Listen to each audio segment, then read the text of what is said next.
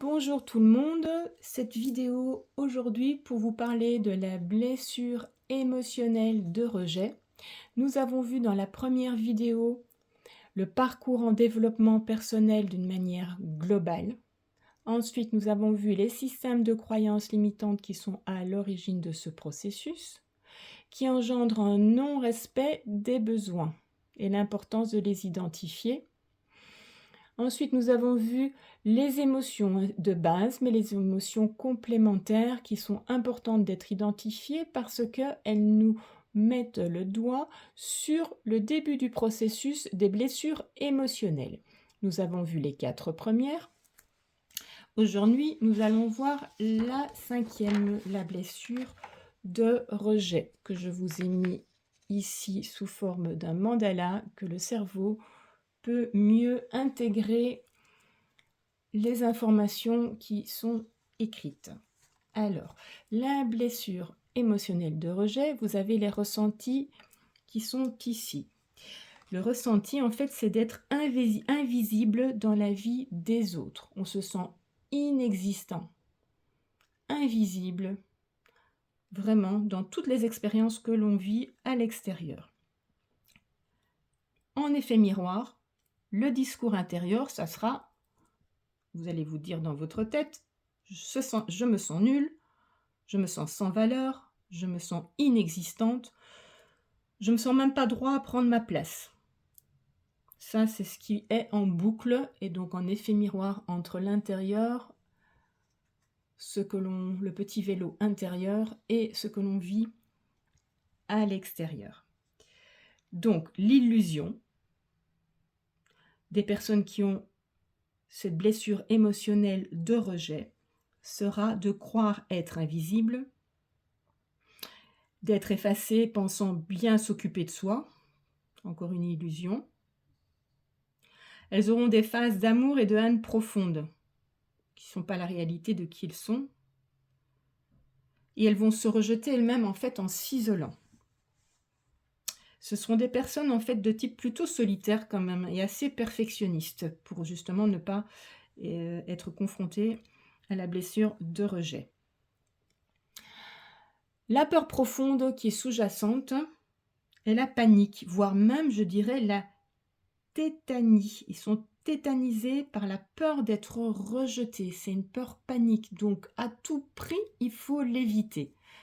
C'est important pour eux, c'est pour ça qu'ils engendrent un mécanisme de protection qui s'appelle le fuyant, c'est-à-dire fuir la personne, fuir la situation pour éviter de se sentir impuissant, de se sentir rejeté. Comme je vous l'ai dit, comme il y a la peur panique, la seule solution, c'est de fuir pour éviter cette souffrance qui est totalement insupportable d'être confronté à ça. Donc, énorme perte d'énergie dans tout ce processus qui va engendrer une récupération d'énergie, enfin je dirais plutôt une tentative de récupération d'énergie dans les pouvoirs de domination en étant soit agressif, soit passif. C'est prendre de l'énergie chez l'autre, c'est une tentative de dévaloriser, si on est dans les agressifs, de dévaloriser l'autre, de se donner l'illusion d'avoir le pouvoir sur l'autre, de se donner l'illusion d'être fort, tout-puissant dans la force de manipulation. Et si on est dans le pouvoir de domination plutôt passif, ce sera une tentative de se revaloriser, en se donner l'illusion d'être reconnu en attirant l'attention de l'autre pour être plein, se donner l'illusion de ne pas avoir été touché.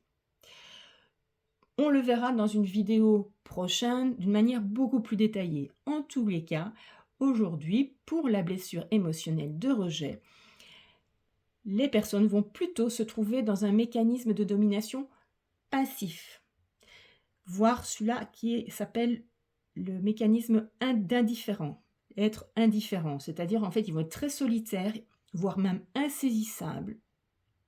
Ils vont manquer de confiance en eux, certes, mais ils vont surtout fuir le conflit. Ils vont essayer, on ne pourra jamais en fait les attraper. Ils vont toujours fuir au maximum les situations, la confrontation, les explications, la vérité. Ils vont fuir tout parce qu'ils risqueraient eux-mêmes d'être rejetés s'ils exprimaient leur propre, opinion. Donc ça, c'est plutôt le mécanisme, passif indifférent que les personnes qui vont vivre la blessure émotionnelle de rejet vont activer comme pouvoir de domination sur l'autre. Donc les autres vont toujours essayer de les comprendre, d'avoir une explication: «Mais pourquoi est-ce que non? Mais moi c'est non, mais je sais pas, j'ai oublié» et cetera. Ils vont chaque fois en fait activer l'intérêt de l'autre à essayer de comprendre pourquoi il fonctionne comme ça en fait, hein. Donc ils vont reprendre beaucoup d'énergie, heu, à l'autre qui va s'y intéresser. Ensuite, évidemment, enfin, ou au même moment, est activé comme d'habitude le triangle de Karpman, bourreau, sauveur, victime. Donc dans ce cas-là, ces personnes-là vont plutôt être victimes du système ou victimes d'elles-mêmes, victimes de ce propre, mécanisme, en fait. Elles vont agir en ce sens-là et elles vont souvent s'occuper des autres pour pas s'occuper d'elles. Comme ça, on va pas trop parler de moi, mais elles vont faire attention aussi de pas trop sauver les autres parce que s'ils font une erreur, ils pourraient être rejetés aussi. Donc ils sont vraiment, en fait, en bascule dans ces 3 polarités, du triangle sans vraiment se positionner, en passant de l'une à l'autre pas trop longtemps. En fait, même en étant un petit peu bourreau parce que quelque part, ben, ils obligent les autres à se poser plein de questions, mais ils veulent pas trop y rester, être confrontés à tout ça, en fait, hein. Donc, ils passent de l'un à l'autre, mais assez rapidement.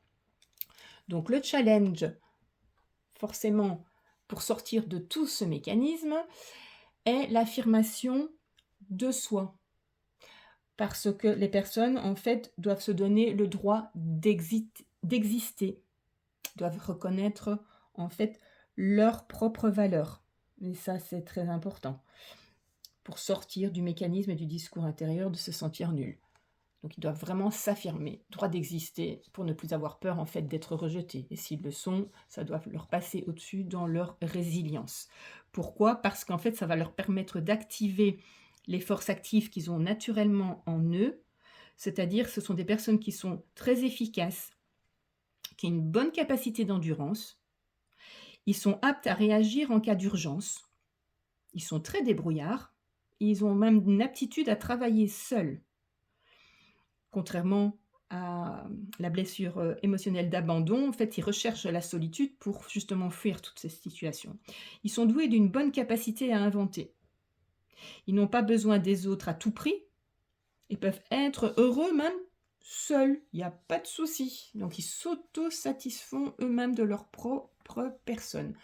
Tout ça, c'est au cœur de nos mémoires cellulaires. C'est bien de le comprendre, évidemment.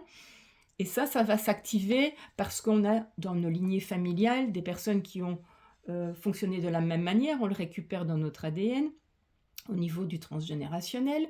Mais on va également, en parallèle, ça va s'activer au niveau de nos mémoires karmiques et de nos vies antérieures. Donc du coup, tout ça, au cœur de nos mémoires cellulaires, se rassemble. Certes, comme on l'a vu au niveau des croyances limitantes qui vont réenclencher un programme, des conditionnements automatiques et en revivant la même chose, et nos émotions dans cette vie avec tous les systèmes éducatifs et sociétaux et parentaux qui vont s'activer. Évidemment, c'est en lien avec l'image de soi. Avec le lien, on devient dépendant de nos propres mécanismes, même si on veut en sortir, parce que quelque part, ils nous protègent. Donc on va être dépendant de cela, on va être dépendant aussi des fidélités familiales, de fonctionner de la même manière. Il faut vraiment identifier les intérêts personnels pour pouvoir les quitter, sinon on peut avoir tout compris, mais on n'y arrivera pas à quitter tout ce mécanisme-là. Et ça va travailler sur différents plans, plan physique, émotionnel, mental et énergétique, pour retrouver cet équilibre intérieur du féminin et du masculin à l'intérieur de nous. Dans le côté cartésien et intuitif, je ressens, j'agis pour qu'il y ait une vraie collaboration au niveau des qualités de ces deux polarités qui doivent être travaillées et libérées aussi au niveau des blocages et des nœuds énergétiques au sein même de nos cellules.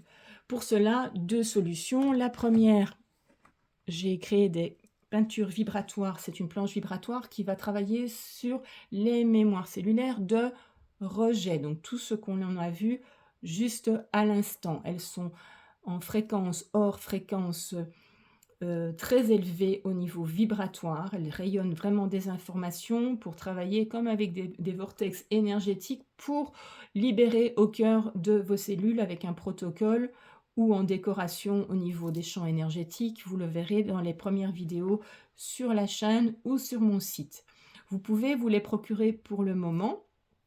Elles sont à moins 20% jusqu'au 29 mars avec le code promo Univers 20. Et elle libère vraiment au cœur des mémoires cellulaires traumatiques afin de retrouver le respect de soi, de reprendre de la distance par rapport à nos fonctionnements. Elle libère vraiment les nœuds et les mémoires cellulaires sur le plan énergétique. Sur le plan mental, elles vont vous permettre en fait de prendre de la distance et à changer d'angle de vue, ne pas être vraiment dans l'illusion et la tête dans le guidon avec nos émotions qui vont nous empêcher de faire des prises de conscience et de voir les choses de manière neutre.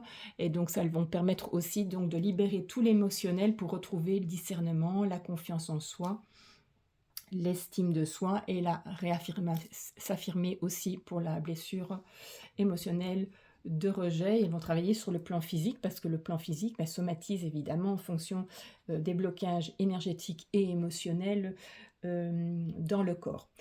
Voilà, donc je vous propose aussi également des séances énergétiques et quantiques pour aller plus loin au niveau de la lignée familiale et des lignées karmiques pour pouvoir libérer au cœur des cellules en ayant plus d'explications, en allant plus profondément.